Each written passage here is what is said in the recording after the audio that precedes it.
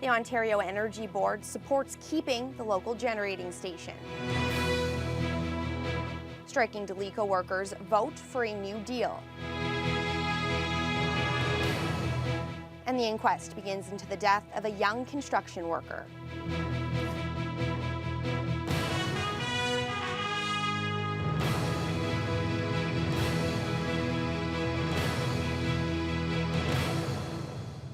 Good evening and thank you for joining us.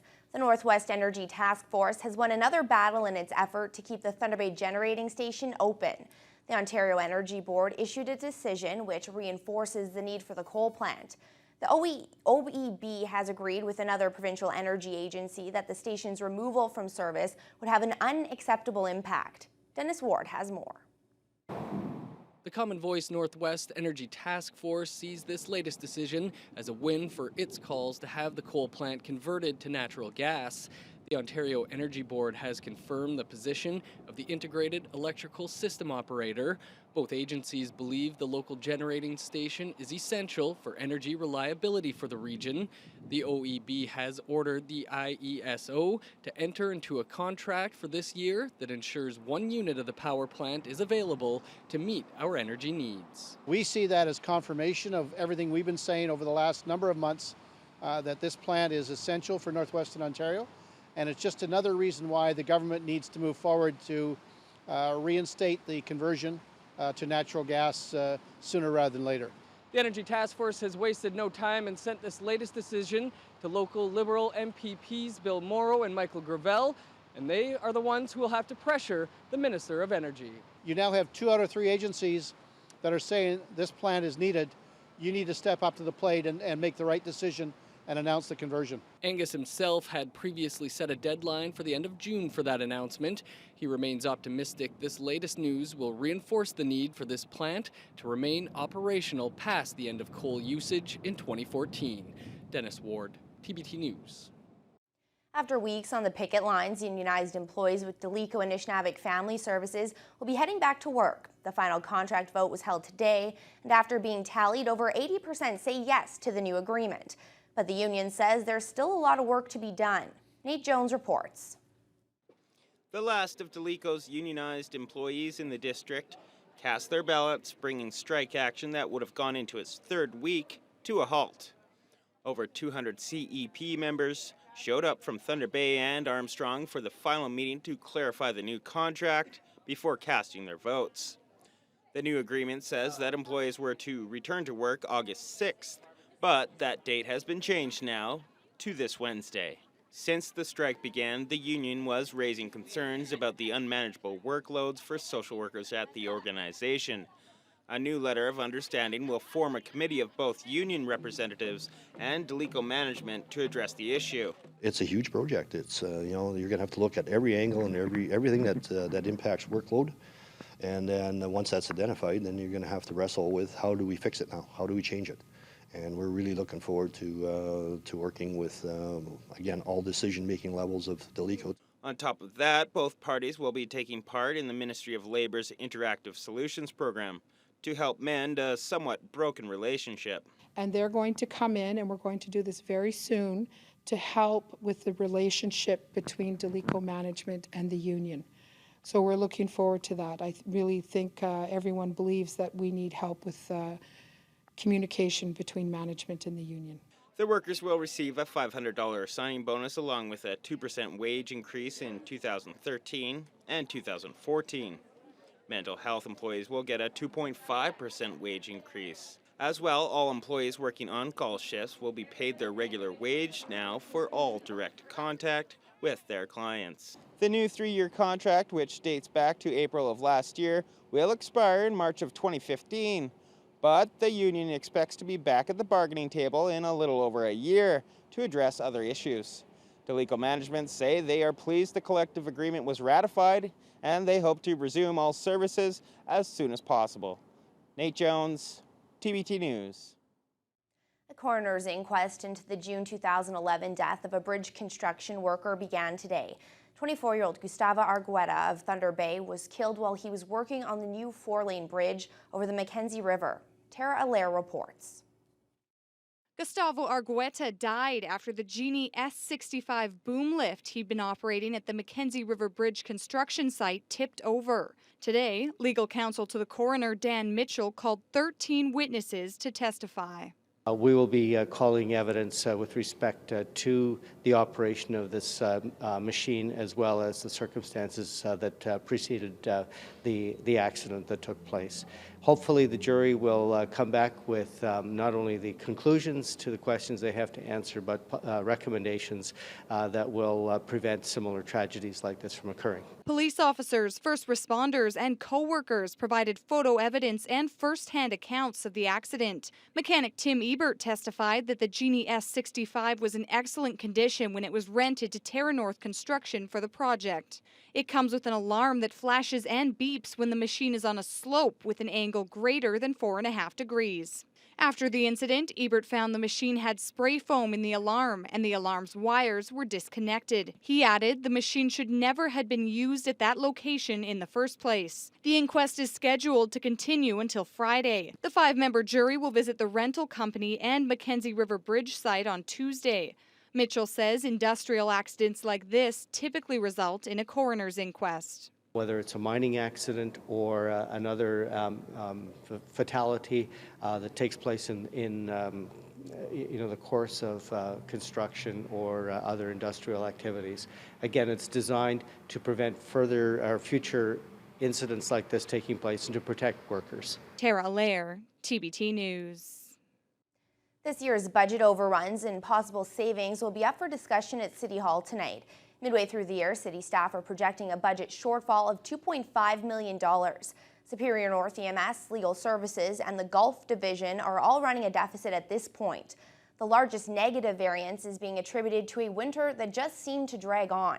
Snow removal and road maintenance ran up an additional $1.4 million in costs. The city plans to dip into a reserve fund to offset the shortfall. On a more positive note, the city manager will update council on more than $1 million in savings fund throughout the corporation so far this year. Some big changes to bingo in the city are also on the agenda. Ontario Lottery and Gaming has worked out a new deal with Thunder Bay Community Bingo to create a new electronic gaming centre. A steady decline in traditional players are threatening the operation. It's believed incorporating electronic games could renew interest and attract new players. Some downtown businesses are hoping to get a section of Red River Road turned into a one-way street. The idea is still in its early stages, but most retailers and hospitality businesses in the area are on board with the concept. The proposal would see Red River Road become a one-way street between Court and Cumberland streets. There would be angled parking on one side of the road, and sidewalks in the area would be extended to give businesses more room. The plan would also allow for patios and green space along that section of Red River. Derek Lakenin from the Foundry Pub says other alternatives could see the one-way street run from Court Street to Cumberland or St. Paul Streets instead. The group behind the proposal is open to suggestions, and right now they're just looking for public and business feedback. We're hoping that once we have a more concrete plan of what we sort of think, we can go to the Waterfront BIA and possibly they might get on board with us as well, and then hopefully then take it to City Hall. So far, the idea has garnered a lot of support from residents. Red River Ward Councillor Brian McKinnon says he thinks the idea is worth looking at, but that everyone in the area would have to be consulted and accommodated if the plan were to move ahead. For the past 2 years, the city's tourism strategy has looked outside of the box when it comes to promoting what Thunder Bay has to offer. The tourist division has reached not only regionally but internationally to bring people to experience Lake Superior and various attractions spread across Thunder Bay. Courtney Rutherford reports. Although the summer may feel like it's starting to cool off, that's not the case when it comes to Thunder Bay's tourism market. Although City Manager Paul Pepe says they took a small hit with the May snow, the visitor center at the Terry Fox Monument has reported a 12% increase in traffic in the past couple of months. The wet weather with the snow that we had in early May, and I think we saw people adjusting their travel plans, and so I think June is partly that, and it's encouraging. It means that people didn't cancel their plans outright; they just postponed them. So the travel motivation, the travel demand was still there, and I think that definitely has had an effect on the June numbers at Terry Fox. There's no doubt about it. Another growing market is the corporate traveler and conventions being held in the city. Pepe says that more convention planners are looking north, and visitors are starting to fly to the city rather than staying in the Greater Toronto area. He says with the increased cost of airfare, Thunder Bay is cheaper to travel to, and it offers nature right outside of the convention, something that isn't attainable in many other cities.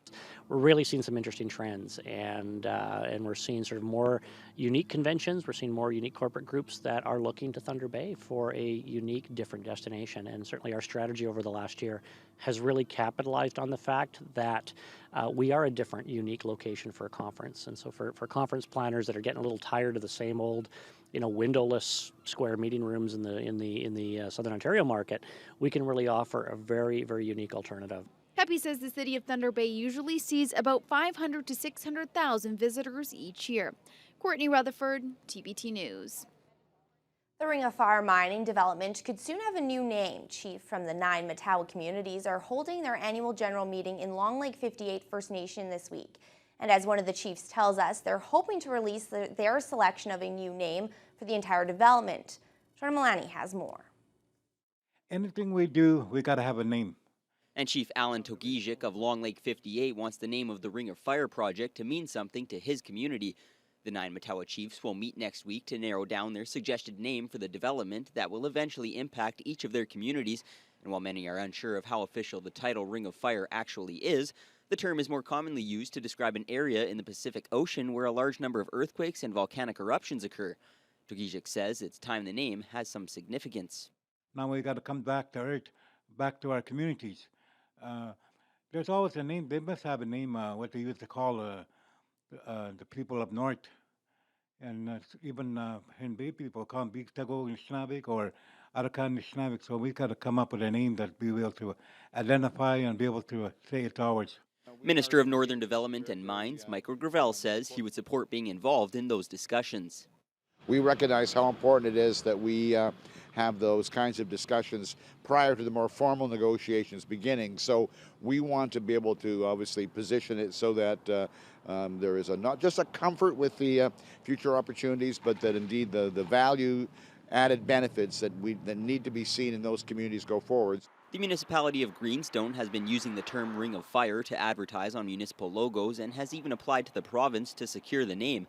Greenstone Mayor Ron Beaulieu says they've been in support of their neighboring First Nations throughout the negotiation process, and this time is no different.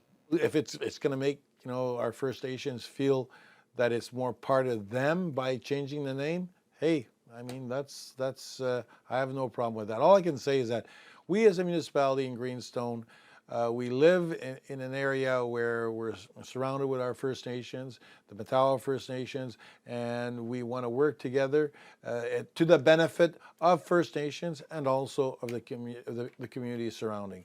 Jordan Milani, TBT News. A local solvent abuse treatment center has doubled its waiting list this year. Officials at the Kanachihee Center on D Street say new patients are added to the list weekly. Roughly 41 people are on the waiting list for one of the center's 12 beds this year. That's up from an average of 18 or 19 people last year. The center is one of the only specialized treatment centers in the country for people recovering from solvent abuse.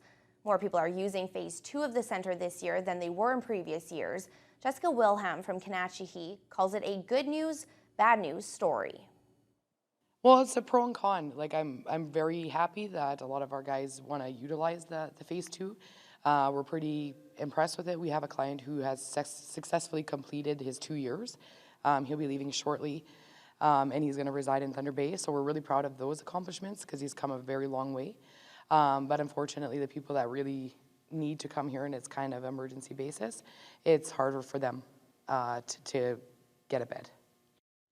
When people are brought to the center, they are put in an emergency phase 1 treatment process for solvent abuse, which can take anywhere from 17 weeks to 4 months.